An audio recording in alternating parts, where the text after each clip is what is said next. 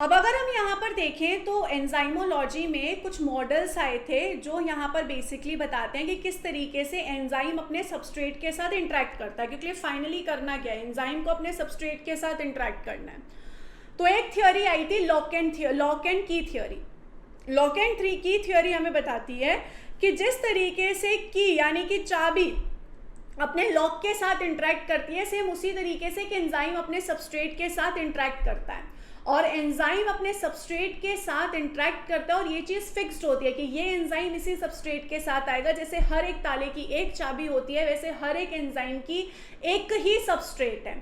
तो इस कंडीशन में यहाँ पर ये माना जाता है कि एंजाइम की जो एक्टिव साइट होती है, एक्टिव साइट यानी कि ऐसी साइट जहाँ पर सबस्ट्रेट आके बाइंड करेगा, वो साइट रिजिड होती है। वो साइट पहले से डिसाइडेड होती है कि यहाँ पर आके सबस्ट्रेट बाइंड करेगा। तो ये दोनों चीज़ें एक दूसरे के कॉम्प्लीमेंट्री होती है और एक स्पेसिफिक सबस्ट्रेट या एक स्पेसिफिक एंजाइम के साथ आके बाइंड कर सकता है। तो इस चीज़ को हम यहाँ पर एंजाइम सबस्ट्रेट थियोरी में बोलते हैं लॉक एंड की हाइपोथेसिस, जिसमें the specificity of an enzyme for it substrate arises from their geometrically complementary shape. ये फिशर ने 1894 में दी थी।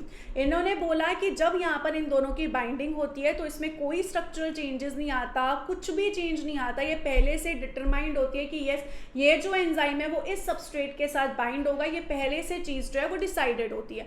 तो इस चीज़ को हम यहाँ पर basically lock and key hypothesis कहते हैं। I hope guys this video was really helpful for all of you. और अगर आपको बंसल बायोलॉजी पे मेरे साथ आके पढ़ना है तो आप ERNA बैच फॉर दिसंबर 2026 में ज्वाइन हो सकते हैं, जिसमें मैं आपको कंप्लीट CSR की तैयारी करूंगी। सो आप जुड़ सकते हैं। Wish you all the very best guys, take care of yourself, bye bye.